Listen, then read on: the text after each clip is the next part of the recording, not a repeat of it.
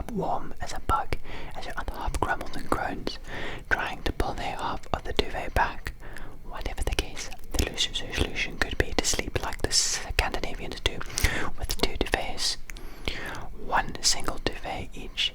It makes complete sense in that not only do you get to stay covered and cozy, and less likely to wake in the night because you're cold, but you can also choose a warmer or cooler duvet than your sleeping partner prefers. Simple solution, but it could be a key to an uninterrupted night's sleep. And if you're worried 2 duvets the bed will look untidy in the morning, just throw a blanket to cover them both neat. Alternatively, you could buy a duvet that's larger than strictly necessary. If you sleep in a standard double bed, buy a king-size duvet. If you sleep in a king-size bed, buy a California King. That way, neither of you ends up uncovered in the middle of the night. Duvetified. Can you sleep with your booch? We have all been told that letting man's best friend sleep in the bed can affect your own sleep, but research from the Mayo Clinic might have some good news for you. In this study, adults and their dogs wore activity trackers to monitor sleeping habits when their dog slept in the bed. Results showed that letting the furry family member on the bed and under the covers did indeed reduce the adult's sleep quality. But the good news for a lot of dog owners is that you don't actually need to ban your canine companion from the bedroom entirely. The same study found that allowing the dog to sleep off the bed, say on the floor to the side of it, didn't necessarily harm its owner's sleep. So if you find it a comfort or feel safer with your dog in the bedroom, then it's fine to let the sleeping dog lie on the floor. However, if your dog is restless and you're aware that it wakes up during the night, then you have to be strict and put him to bed downstairs. Lower the temperature. The body's core temperature needs to drop by about 2 degrees Fahrenheit in order for our brains to get the signal to start the increase in nighttime melatonin production that helps us fall asleep. Years ago, before many of our homes were centrally heated and insulated, our bodies would more likely experience this gradual decrease in core temperature that comes as the sun goes down.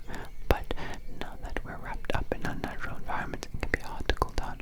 Our brains therefore might not easily get those essential messages to release the sleep hormones. The ideal bedroom temperature is about 65 degrees Fahrenheit.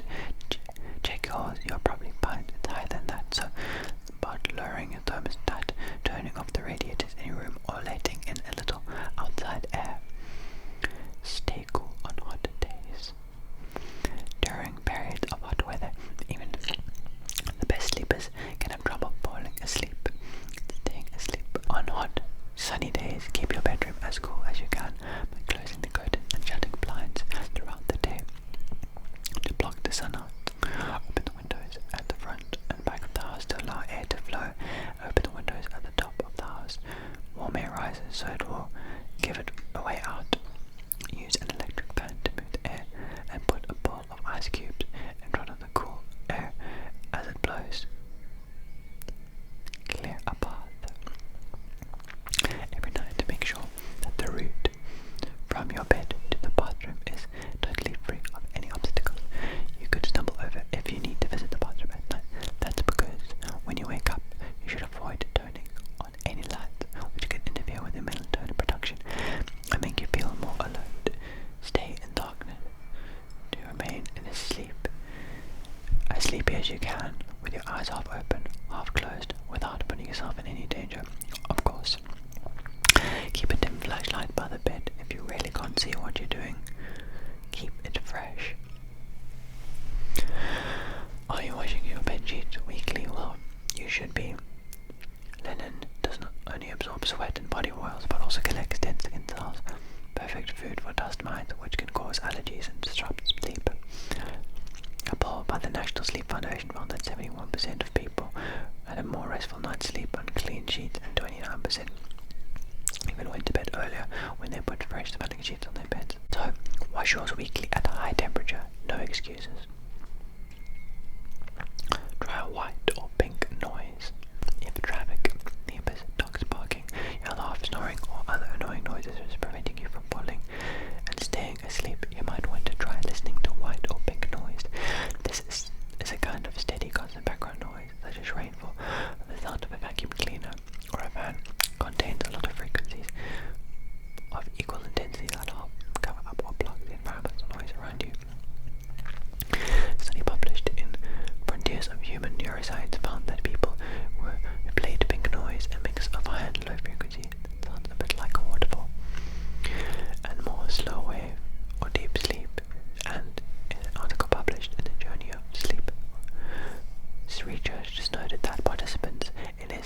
fell asleep about 40% faster when listening to white noise.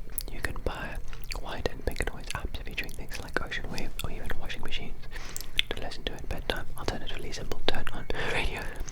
Tuning into a talk show or similar can help you distract you from the noise outside and relax your mind, as long as you don't find the content too engaging. It could help you doze off.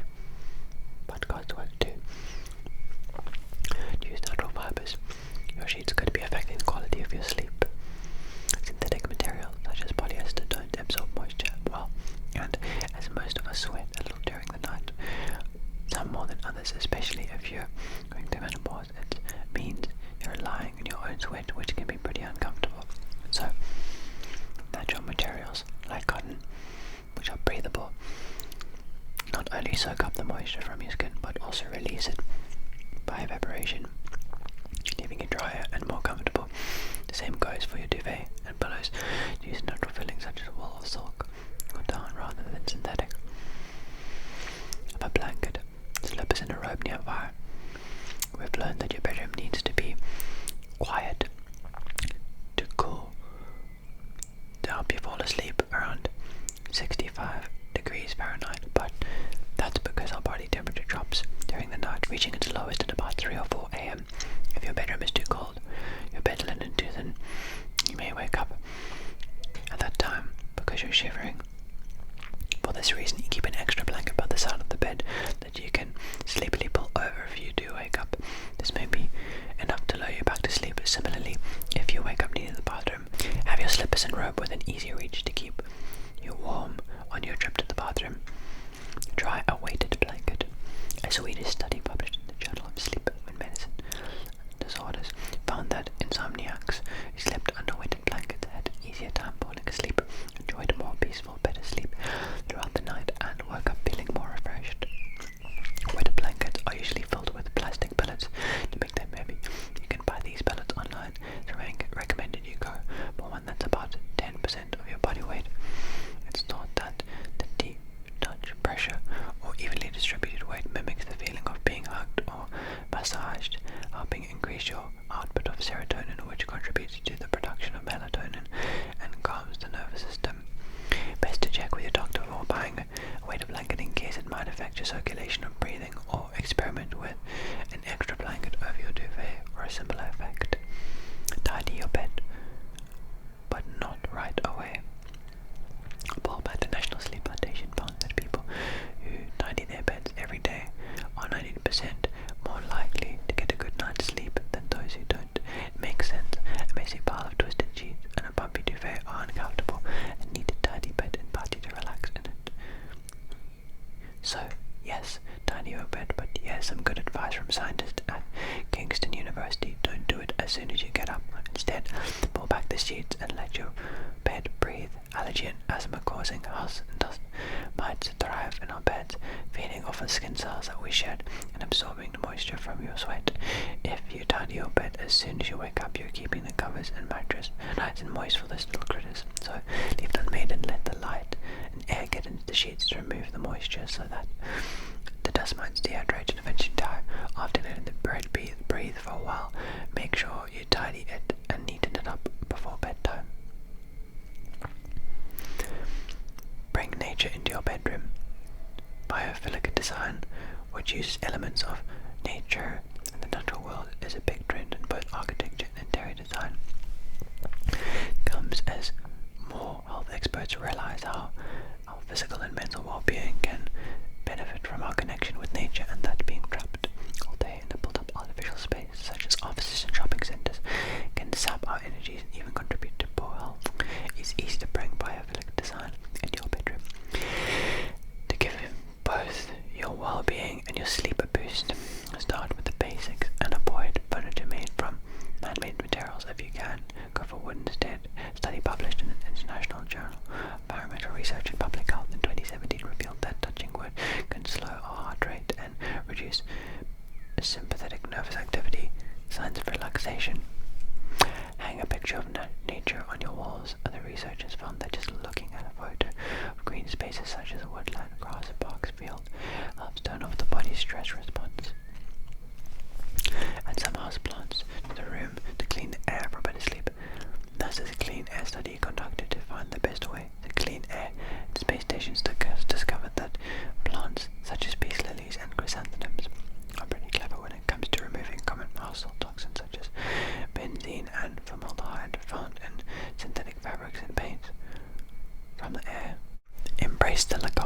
lifestyle? Does your bedroom radiate a feeling of calm, or does it shout clutter at you? Carrying the mess and disorder of a chaos sleeping space and applying the Swedish principles of Lagom to your bedroom could be the key to getting better sleep. Swedish living spaces emit tranquility and order rather than clutter and confusion thanks to Lagom way of living, which roughly translates to just right, not too much and not too little. Though they are cozy and inviting, they're never overloaded with unnecessary possessions or decorations because of their Swedish bedrooms feel like spacious, airy, fresh and zen-like, inviting you to lie back and relax and dissolve away into the tensions of your day. Thus, you can achieve a more Lagom-like bedroom by keeping the decor simple, choosing a natural and neutral palette that encodes dry, cool greys, beiges and whites to create a feeling of natural airiness. Then warm things up with soft, cozy blankets, cushions and bedding in similar hues, and to keep the decor to a minimum. Apply the principles of Lagom when you're next out shopping. Think, do you really need to buy that item? Will it take up unnecessary space? Get rid of the mess. A cluttered bedroom can make you feel tense as soon as you walk into it. Not only is there a pile of papers or laundry, a reminder of unfinished tasks that need doing, but being surrounded by untidiness can negatively stimulate your brain, increase your cortisol levels, and feel suffocating as if your room is closing in on you. A psychology study from St.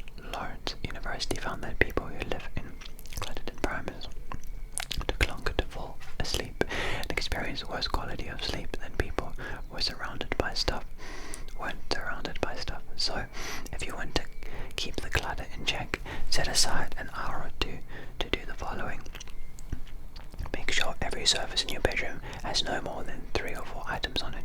Your bedside table could have a lamp, a book, and a glass of water, for example, but no trinkets. Be strict. Collect everything in your room that belongs elsewhere and put it away. Version: play the 5-second decluttering game. Pick an item, then decide within 5 seconds if it's useful to you and brings you happiness, or if it's just taking up space. Have 3 bags ready: 1 for items you'll give to charity or a friend, another for things you will sell, and a third for trash. Be ruthless. Remind yourself how soothing and comforting your bedroom will look with less stuff in it. In short, fill your room with just things that you need and enjoy, nothing more.